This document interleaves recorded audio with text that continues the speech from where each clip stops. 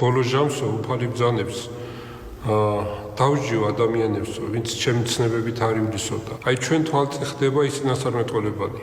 ნაწინასწარმეტყველები იყო ეს გლობალიზაციის პროცესიც, ნაწინასწარმეტყველებია ისიც რომ მოხდება მესამე მსოფლიო ომი. მესამე მსოფლიო ომის დროს ძალიან ბევრი კაცობრიობის უმრავლესობა გაწყდება და სწორედ ამის შემდეგ მოდის ანტიქრისტე. ანტიქრისტე, რომელიც 3 წელიწად ნახევარს იმეფებს და სადაც ჭეშმარიტი სარწმუნოების მიმდევრებს დაუწყებს დევნას, შევიწროებას, წამებას და შემდეგ უნდა მოხდეს მეორედ მოსვლა. აი ეს ელოდება კაცობრიობას. ის კიდე იმ თვისებებით იქნება აღჭურვილი, რასაც მთელ კაცობრიობას მოაწონებს. იქნება ბრძენი, გარეგნულად რა თქმა უნდა, ტკბილად მოუბარი, ძალიან ბევრ რამეს დაპირდება კაცობრიობას, ბევრ რამესაც შეუსრულებს და სწორედ აი ეს სჭირდება ხალხს და გამომდინარე აქედან ბევრი ცდუნდება, მიიღებს მას როგორც მესიას.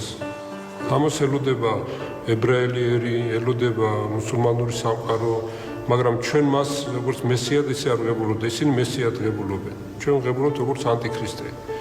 ქრისტეს მეორედ მოსვლის წინა პერიოდის როგორც ხელმძღვანელი და ამაში დაეხმარება ანტიქრისტეს ელექტრონული მმართველობა, რაც ძალიან გახშირდა და ფაქტიურად ჩიპებით დაიწყო მმართველობა ხელისუფლებამ.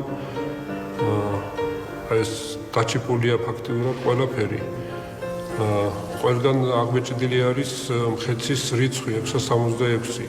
არ არსებობს პროდუქტი, არ არსებობს რაიმე ნივთი, რომ შტრიხ-კოდი არ ქონდეს. და ამ შტრიხ-კოდში დატანებული არის საერთაშორისო კოდი 666-36-იანი.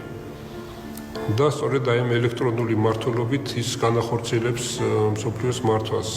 ეს არის ტოტალური კონტროლი თითოეული ჩვენთაგანის, თუნდაც ეს მობილური ტელეფონი იქნება, ჩიპიანი საბუთი იქნება, თუ რაც არ უნდა იყოს, ეს სწორედ აი ამას მოიმსახურება. ამის შესახებ იოანე ღვთისმეტყველი წინასწარმეტყველებს თავის გამოცხადებაში.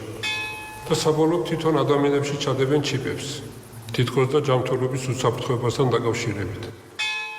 სინამდვილეში ეს კონტროლია თითოეული ჩვენთაგანის.